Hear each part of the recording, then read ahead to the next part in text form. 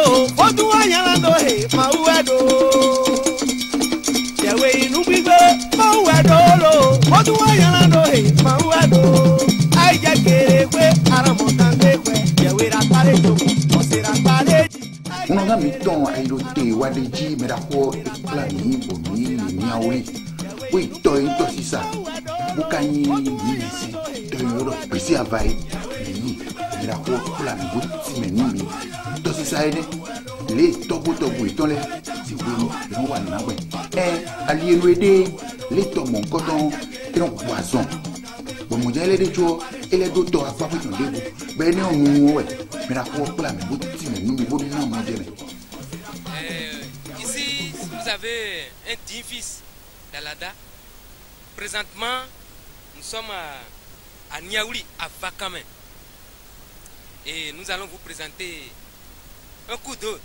très sacré. Et ce n'est pas n'importe qui va vous faire découvrir ce coup d'eau. Nous avons notre très cher dignitaire, un grand dignitaire, Da Wadeji, Da Vakame. Et puis il va vous faire découvrir ce grand coup d'eau. Ce n'est pas n'importe qui. Ce n'est pas n'importe qui va vous parler de ce coup d'eau. Il faut être vraiment digne fils du lieu. Il faut être vraiment un fils qui connaît les secrets. Tout ce qui encombre ce coup d'eau avant de vous parler. J'ai devant vous mon très grand frère, Da Wadeji, qui a quelques mots à vous passer. Journaliste, village et nous y a oublié. Bon, mais nous, oui, Togo, mais ton lait, vivait, faut nous vivait, et à tant que nous, déjà de métier, nous avons encore mis notre semaine. Mais il y a un peu de médecins, mais nous avons un peu de nous, et nous donnons d'eau. Père, si va-t-on, Ayana l'écho à quoi? Père, si va-t-on, Ayana l'écho à quoi? Faut nous mourir, faut nous tordir. Et nous donnons la date quand même, nous doit faire. À Fahoui, nous doit faire la date quand même, nous doit faire. Et nous donnons caca, donc on s'est filé dedans. Faut tout en faire de sous-toi, en faire de sous, mais dès qu'on est en train viens sous soi, faire ton sous-plat, et deux tos ma sous-plat est fini. Nous plat fier si un logo sion. Faut tout être fini. Tu as quand même mon fier to folio, adroigny, tofi. Adroigny tofi, ben a foyer sous les noués pour rien. Tu vas dans ce pied, mais si va alors, toi, le logo, vous dis les aussi. Nous faut nous faire fini. À mon fier de tossi, du bémer fille.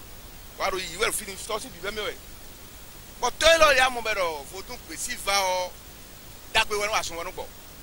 A photo toi là maintenant a force on a doa a son de bon la tomea to no baby kai no fla no mi be la da kan wo na mu da fa o na wa fa kame o fie no yura la fa kame de nya huni a fa kame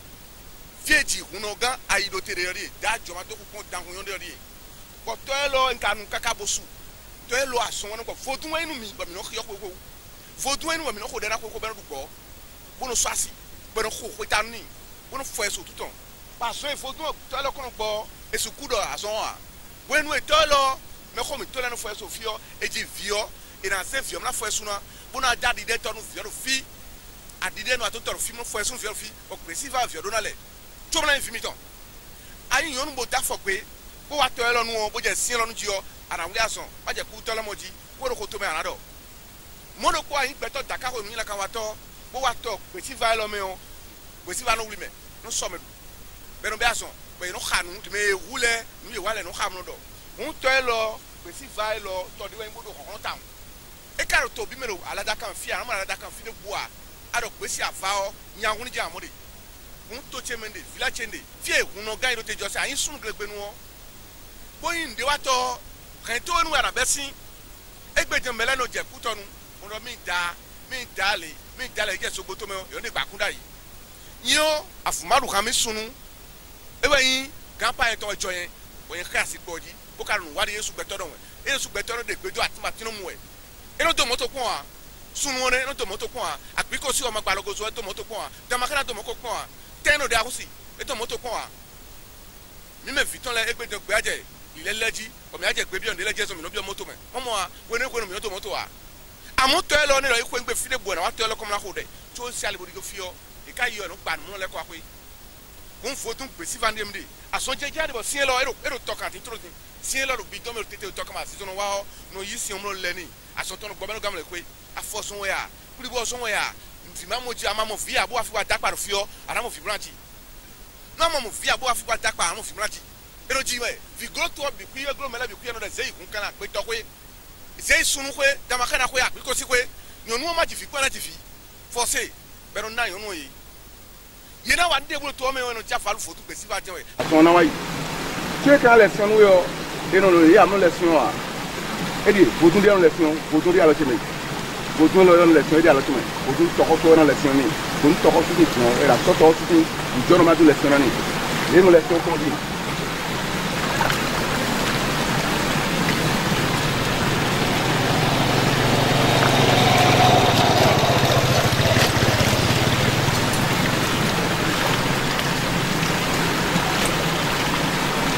Tanto ne me.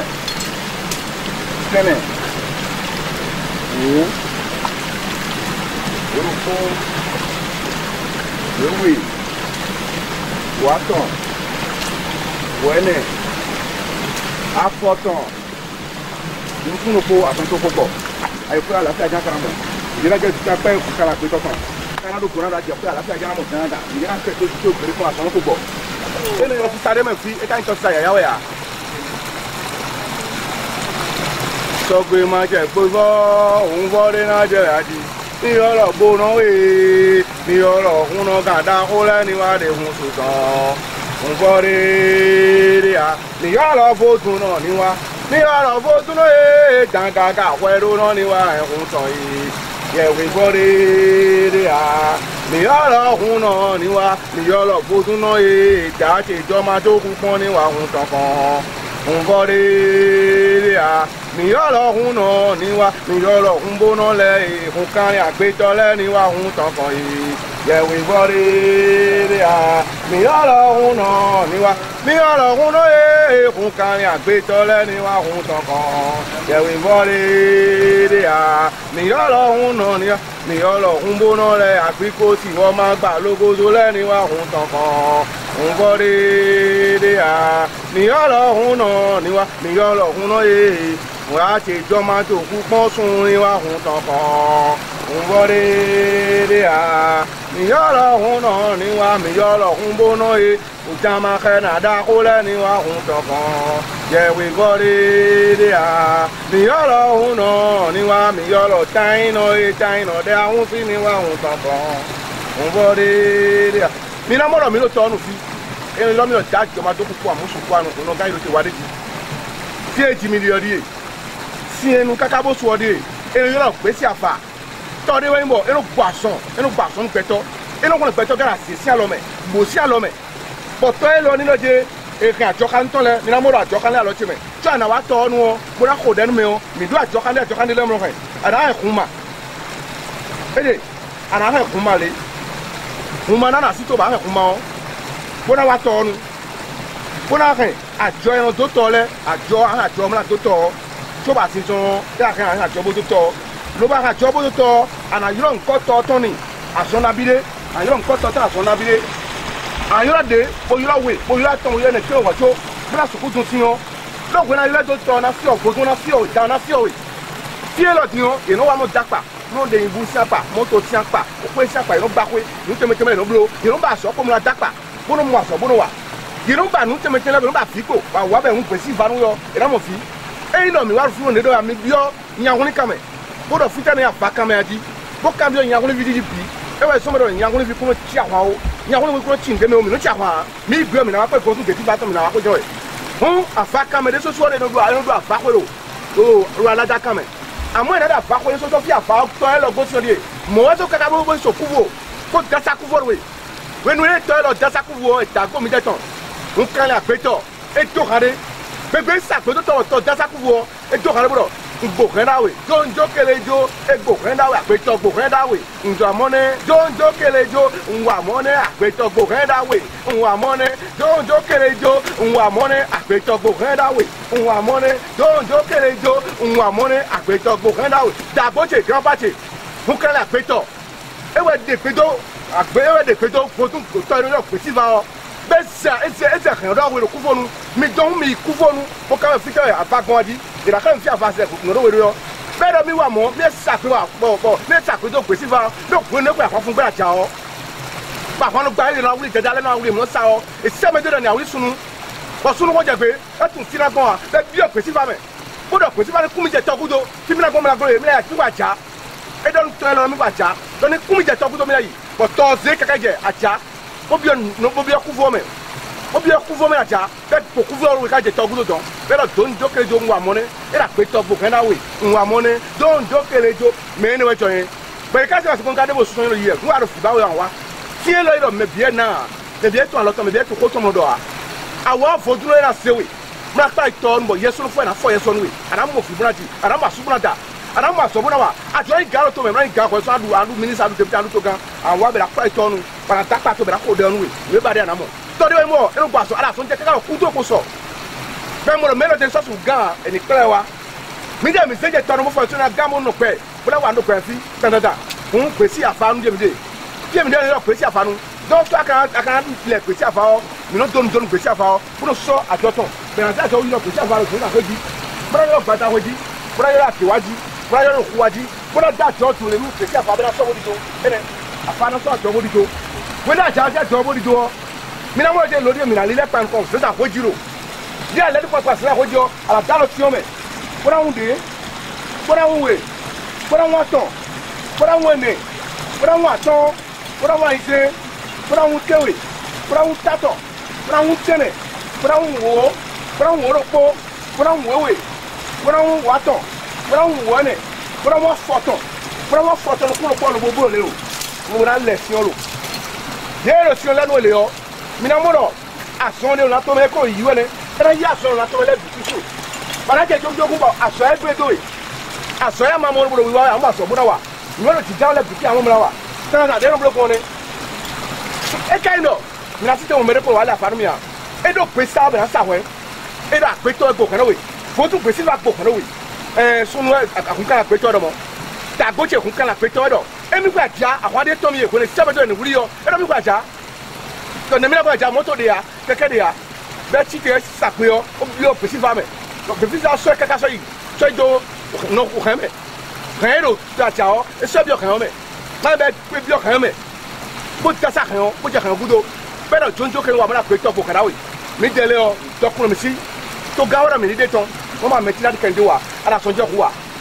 ìpẹ́ ẹ̀sìn ọ̀rọ̀ sí èrò pọ́ ẹ o lọ́ọ̀nì mẹ́rin ìdánwò èdè fún wa ìràpá ìtọ́ ọdún múlá lẹ́nu wẹ̀ kúndó kó sọ̀ fún wa ní adé oṣù kúndó mẹ́ àsọkútọ́ ẹlẹ́sìn àsọtọ́ mẹ́ àwọn ọmọ àyíṣú dọ̀ fún wa àlámọ̀ ní ibà yẹ́rọ̀ mi lẹ́nu fífi yẹ́ ya mi bí alájà kàmẹ́ ó kàmẹ́ fújà pèsè ìfà ọdẹ àjí àfà kàmẹ́ àjí àpá mi wa.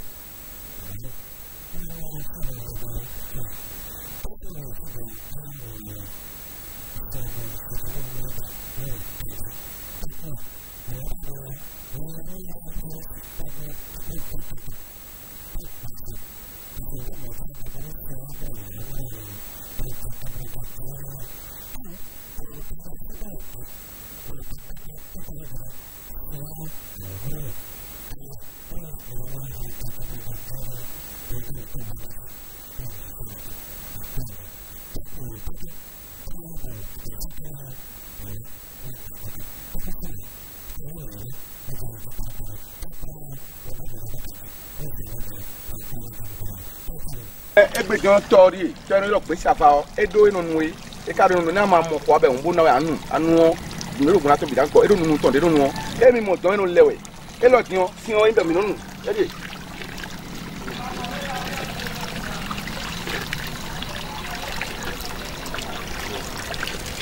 wɛnu ye yovolɛ wa fi yɔ wa mo lɔ dɔkunu fi tɔmitɔ dɔkun mi kpi takɔlɛ yɔ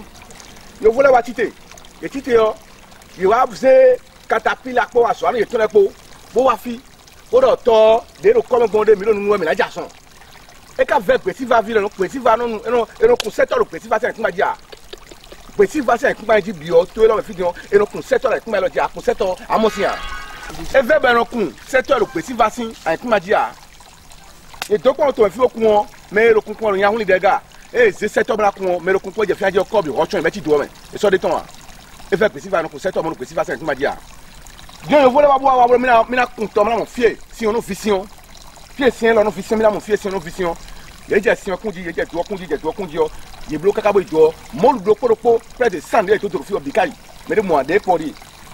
siɲɛ lɔ mi jɛ minɔnu kaka de mɔlu yi ka jɛ niveau fie siɲɔ de yɔ mɔlu no mo fɛ bɔ siɲɔ no fifi simɛ amɔ siɲɛ lɔ jɛ amɔ amɔ siɲɔ no fifi wari yi yɛ amɔ siɲɔ de sɔ sisan adiɛ yi o fifi yɛ amɔ e gbɛ tso yɛ no fi den no nu yɛ no fi yɛ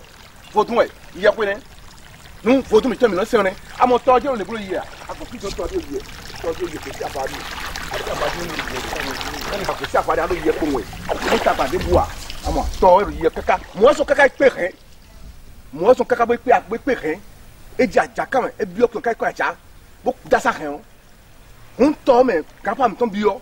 bɔn tɔ do sise wɛ tɔ wɛ kun kaka wɛ mɔtò de to tɔ wɛ kun kaka se kpe hɛn fie xɔmɛ fie lɔ dze yɛ e mi wɛ wa mɔ ń kan lɛ agbetɔ adza game nu mi de lɛ o mi atsa dansa kame adza game nu mi wa mi atsa dansa kame bɛɛ dɔ kun kan la agbetɔ mi lɛ agbetɔ e lɔ tomi do kele mi wa mɔ e agbetɔ kun kan la agbetɔ gbɔ kan do we kun kan la agbetɔ sɔfo dun gbesi va gbɔ kan do we na ko tɛ sa gbesi va jɛ gbesi va kutu fie dɔ kun kan la agbetɔ de ne do kentɔ afa wɔ fi afa si libɛlɛ de gbɔn ne mɛ keke ka tɔn a egbe dɔ gbesi va diɔn mi do dɔ kun kpɛ kpɔ mɛ mi do tɔ mɛ egbe diɔn agbɛtɔ dɔ de nolo nglɔ lɛ tɔn gbɛtɔ ibolo fotɔn bona do akpadze tɔ siɲɛ lɔ diɲɔ mme de bolo siɲɛ ba kun tɛ kɔ yɔrɔ nimero dɔ ni yɔ mo ma gbɛtɔ la ŋun siɲɛ ya do rɔba mɛ ma dɔ emi ko ihunɔ gan yi do te gan bo yi si mo nkɔtɔ mɛ yaro mi si xɔmi tɔ mɛ wɔyɛ siɲɛ di ye ma yɛ sadi wɔyɛ sɔkɛ ni na bɛ ema yɔrɔ nimero ani mede sɔkɛ mɛ kolo mɛ si. mi a biɔ zungbo dako eyi gbèsè abatɔ ye mi biɔ mɛ wa tiɲati ati dako bolo zungbo mɔ nkɔtɔ mɛ lɛ yɔ mɛ dako ti mɛ nu mi da tɔ ndo kpɔdɔkpɔ kaka se do ama eyan ma bɛɛ nusɔnusɔ do gbazona lɛ yɔ mɛ dako ti mɛ nu gege nu mi dakpa mɔ nkɔtɔ koe. lɔ mi lo fi di mo ka do lɛmɛ wɔn ama lɛ sukpɔ do suka esu dɔ bia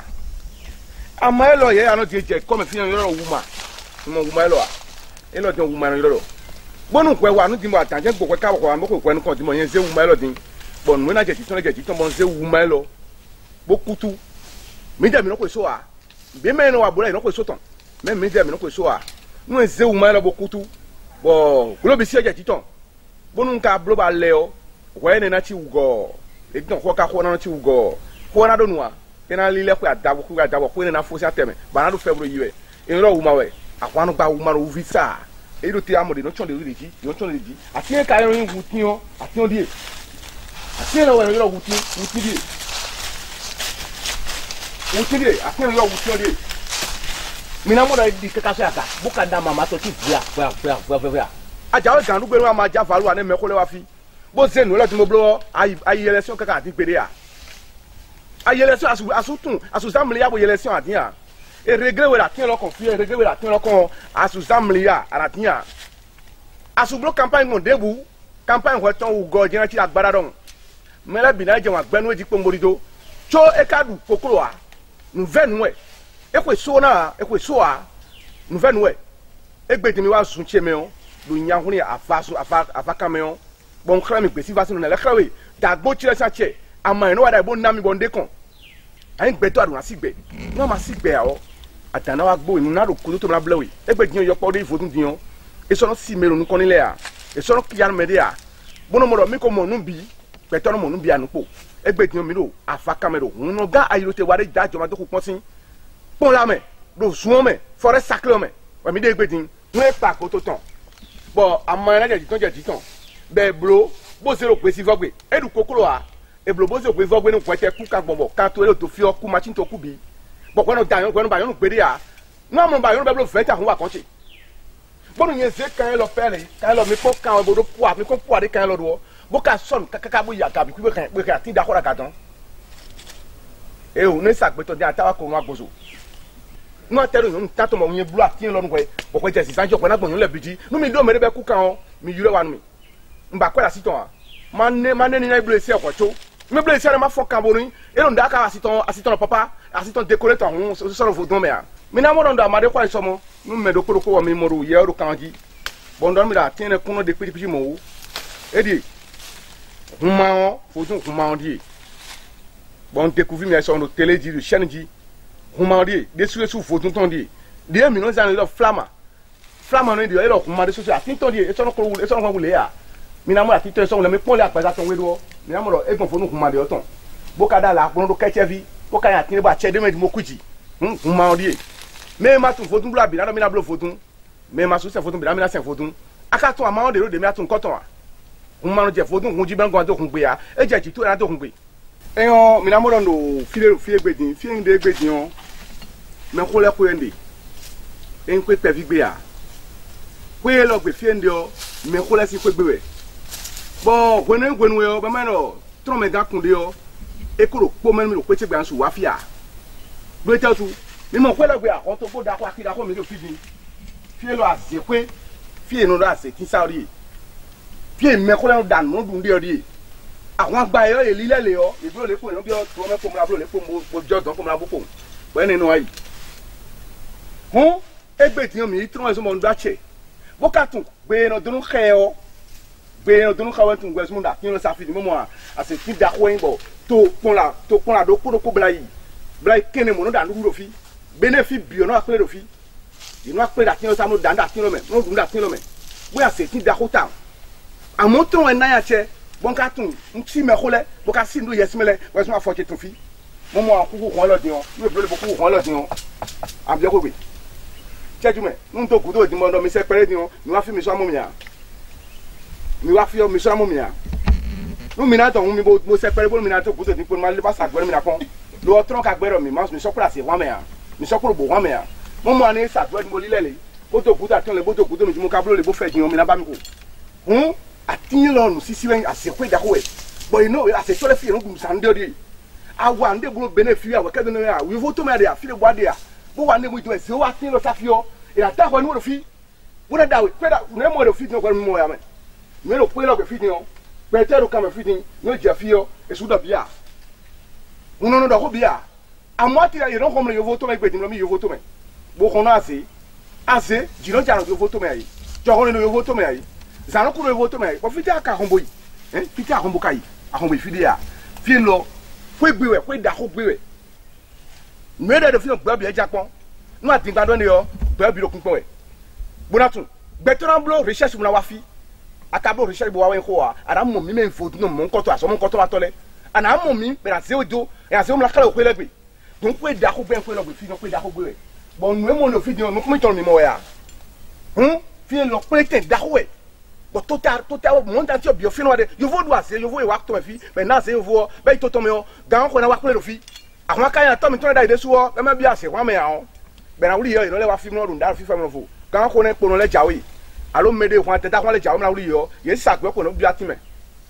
ye sagbe bi atime ko so mo ye I know me lo fi fa fi ko do le bi ku yo fi e ka bi yo ye lo le da tin o mo ku nu aton fi bi e fi lo la mo fi lo le a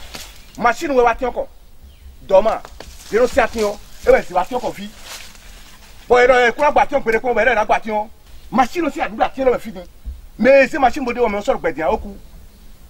mi na don na yo me sin konu mi e so ro pe gbedin a me pe ku ati o se gbe o me o ko gbe e ro kan fi din bo ya machine ze to da koropo e de fi machine je yori bo je otuton de me whatsapp me so machine so ati o me bo akwo e no yoro ko vi nyan de suka e no za titan e gbedin so pe aso ndam e so ro pe gbedin a nyahuni mene we no nyahuni da opa mere buin do ma se to to e fi ma mo ko vi ansa tin a e ndo ku eso me na jodo a kuto me na yoni ye ju ansa to ko vi lo ni ye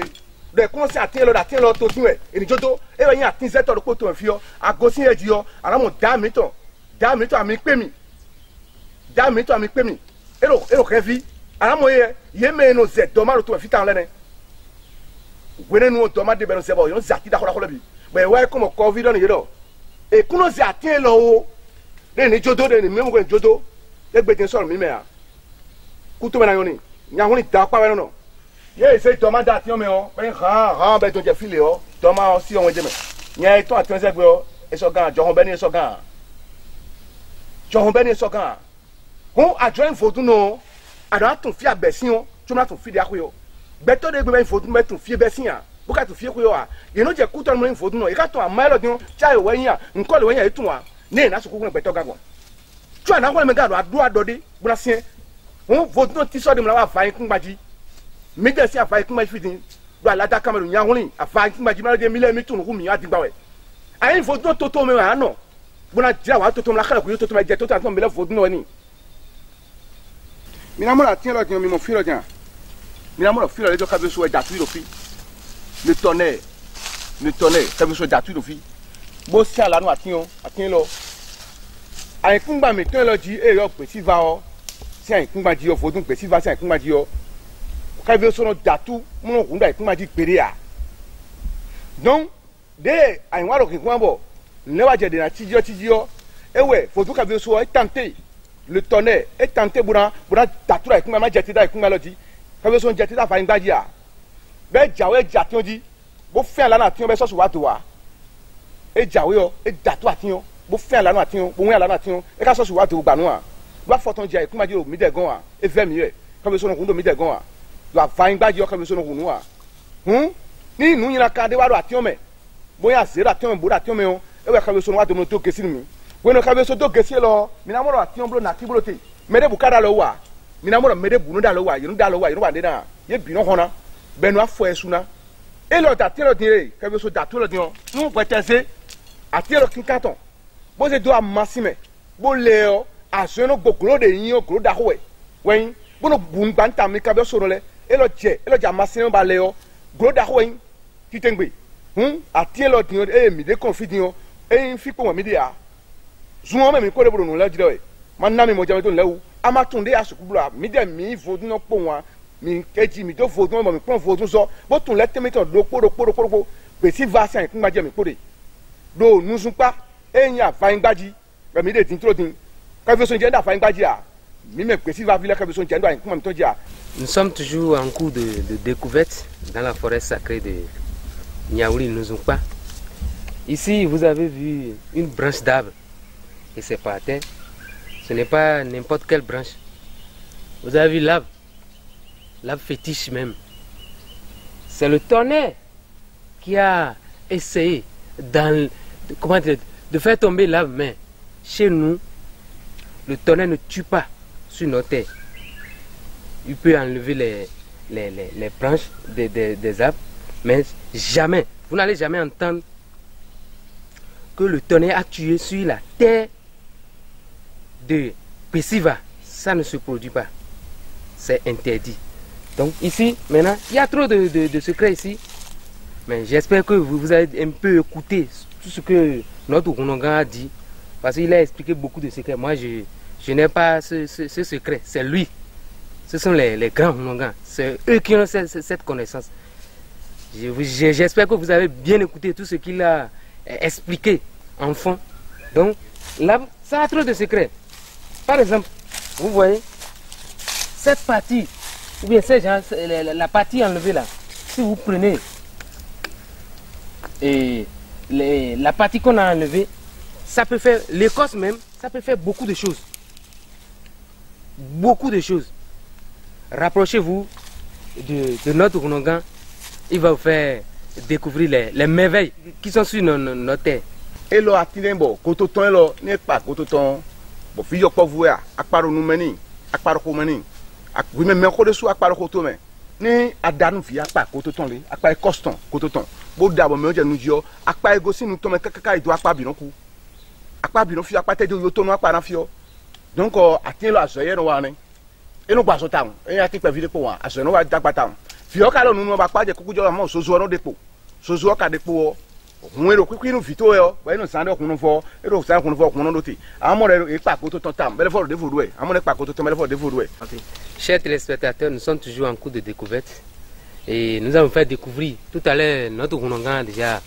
expliqué de long en large les merveilles de cette arbre. L'arbre que vous voyez ici maintenant, ça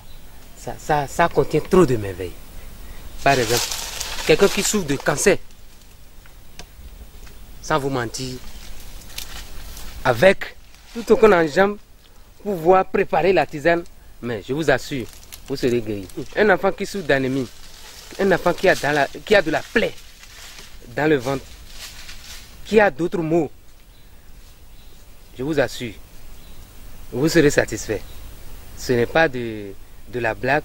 c'est du réel. Rapprochez-vous de notre Okonongan et puis il va vous faire découvrir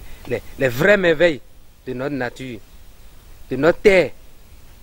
à Vakame. Nous m'avons à ce terme encore. Mais nous avons mené la timbo et nous avons un problème. Ben, il y a insuffisance rénale. Il y a un souvenir mien. Il y a un souvenir d'oa. Bon, il y a une période qu'on a eu. Ben, nous voyons. When nous toto makadea, when nous wato d'accord makao, machine d'accord makao, nem me comme tout dans nos sacs bon. Nem me comme tout dans nos sacs bon. Nem me comme tout dans nos sacs bon. A mailo dio, nous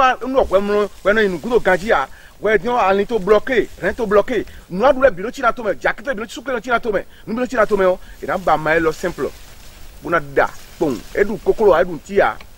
Edu kokolo edu tia. Banazia mailo boje nunuji. Ana mo jina débloquer rien mais on a débloqué rien to charge me e go mi kan so me no pera ena yemi e go do ba do se ko na do amade mo veta me ro aso kweta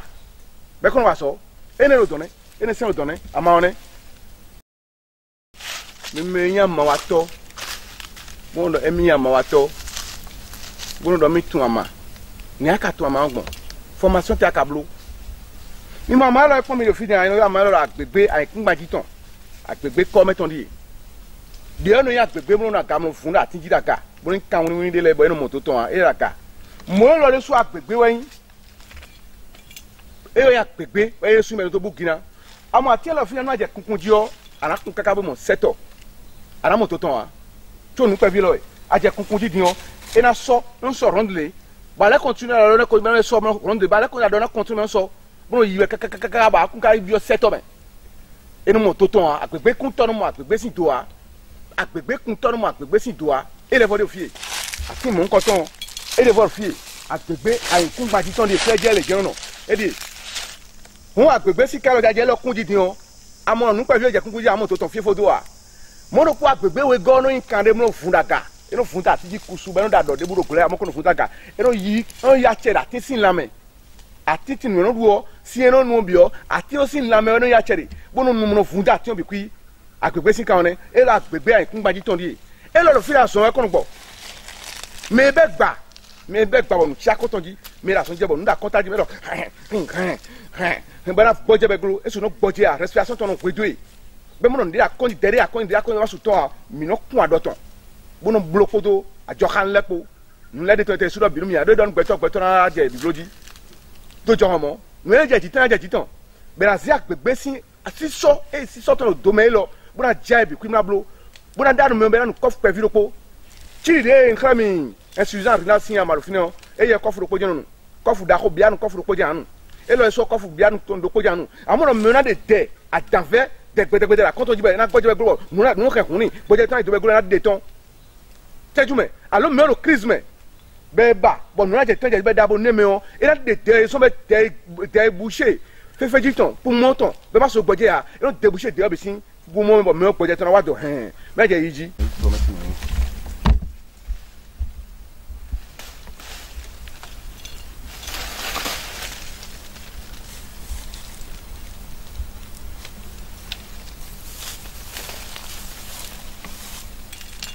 ene me chira me pour forêt sacrée ro po me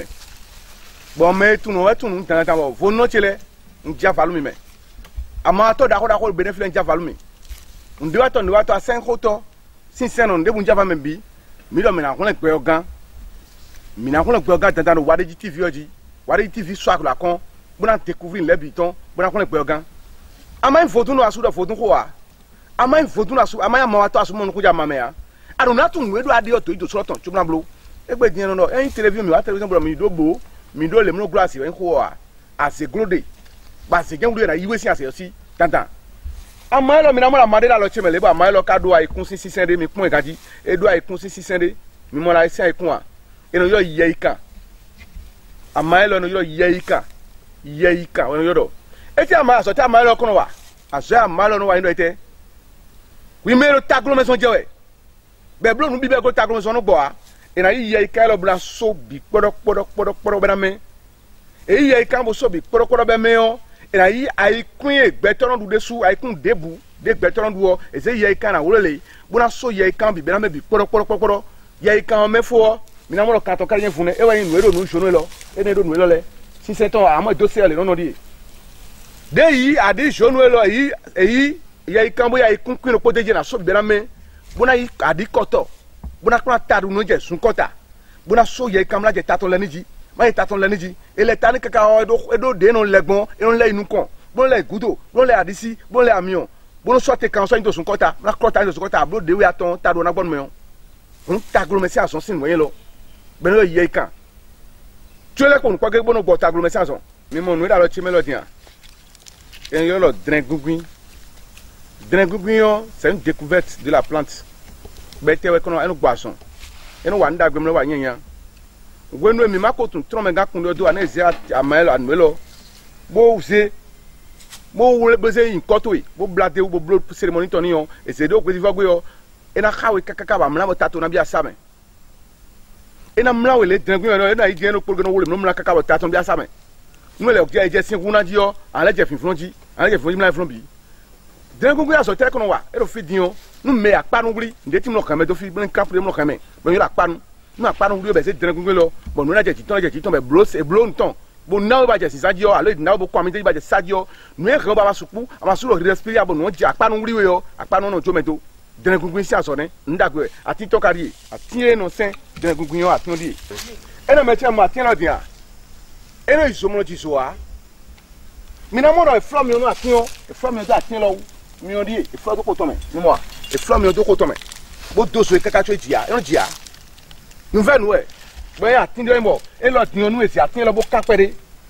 bo ze bo blo machi to mo do nu yo aje so me aton moto no jiso be no jiso e pe to jiso no moto me alo ko no jiso be no jiso e o ati lo e si bo ka pere bo blo ceremony ton bo sanu yo ate bi o mi o alajia e we me ko ton no jia na ye no bi o mi o me ton le be mo e flo me do pe to no jia no ton le ati lo no sa mi na mo e to so e ko fit bi mi mo e to so e cho jia no ji pere a mi ori e jia no ji pere a to so no jia e na cher mi kudo mojo nana ene metile mi ti mi de gbegin mi poro nyawuri kame afa kame village no inu sunpa yen yoro do nyawuri sangan do sunu agbikosi jamahena e teno de amusi sin won do me mi na mo toro poro chaviton toro poro no choto rin o bo abi toro me amo to sin legba egbedin mi lo legba yin nyawuri nusunpa nyawuri sangan sin legba ori fi to legba mi ton di odi to legba sunu ton jamahena ton legba ori e do fi ton fo tun ye ko we nwero gigbo ba wa fi mo dapa bo mi dele ti te wo ko denu we do legba ko ma dapa legba o mo je no mo gbon gbetonu ade gbo paro fi gbetonu ade yinbu si aparo fi gbetonu ade kokoro si aparo fi gbetonu na mi temo tele fi fun e legba pe fi a legba da ho e bo karu nu konu legba gegero to me fi legba de nu konu to me fi o ina ba legba de mo ba je ba chu mo me nu mi kambi ala da kame be si ayu kaka waje nyahuni bodo sunu sin legba nyahuni sanga sin legba mi na mo legba khosori legba me khori legba khori e do fi do pe bloje so sudo a e so yin deux ensemble de fia e do fi den lidin legba me khoe tang ene mi na mo ro fodun en je mi ton le e din egbe sin nu a e lo din o li sa mi ton die eyan ijesin eyan egbe sin nu yin fodun lo a to gbo tire sin mo de kan kaka je gbe din de ko a mi na go sin na mo fodun teme le fi teme mi mo dan lisa mi mo dan lo gwero mi mo tokosu mi mo dan oro mi mo hoho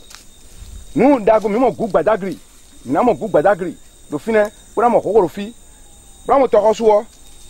fi ro mi na mo dan zo jire so le lo zo di zo kaka mon Jafran me dit à minote fin, même de do feel of photos da home. Mais la fois à qu'on dit où. Il don't dormir sapataron. Bon mais le photo sapata, bon sapataron. Mais sapata yon et moi. Makala nous fait nous a doit tout nous a c'est comme photo là, ni on enami we. Togbo che na photo enami photo we. Akoso, il est affilé. L'autre non on quoi ko jazo ato. Ana ni le pere. Mais la kone ayo sapata file ganja mo me la kone amoya. Aro beton ça. Mais la ko o yaito aka se caméra to comme la yi ganji la pon. Ten wi le witon. Aka se caméra to la ganji me la kone. Dazo ka yone. Nous dazo jiro file ganji bo photo no pe me on. Amo me la kone do chichi lo tout on. Mais on doit si mo me la kone. On ama pe no wa ma to tin o. Ama pe no wa to me la kone so ko ton we febro agbode yen. Et le fait qu'on est sur le bloc, et le bloc, on s'en souvient qu'on est dans le boudoir. Mon cadet qu'on le déconne, pour le code on est bien le fric avec vous, mais nous comme le code là, mais là non jack pas, on bouge pas, non nous on met le temps, mais maman vient non affi, on jack pas, mon fille, mais maman vient on jack pas mon fille. Au groupe là je fais faut tout on dit, faut tout on est à faire hier pour demain. On met la connaît, nous deux sapata et le premier, sapata le comédien, je fais un dans et là dit on le couteau non couteau mon don ennemi. Kole do ko na don ennemi. Ndo file na side do fio, bo ni wa so mi. Mo me la ko so no ko le fine ne. E no wa tin me ateza to fine wa tin we ya. Fo dun ko chiwe. Sumo me o fore o me o.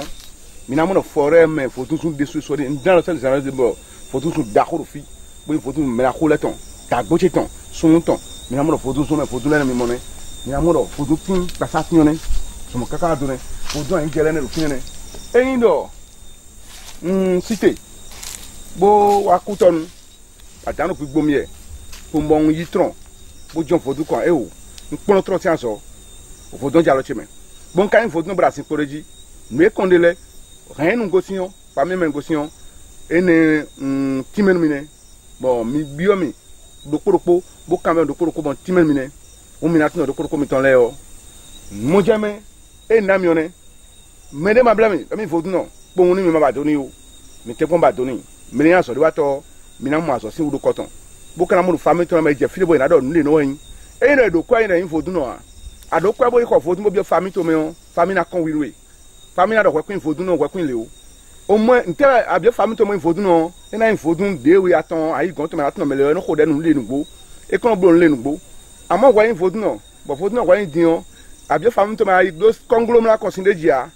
me ko le ka fun do me le nle we yin a ayi no no a mo na so ton botun bon ma unami bo sena ma biton jichi an cha no ko mi ton le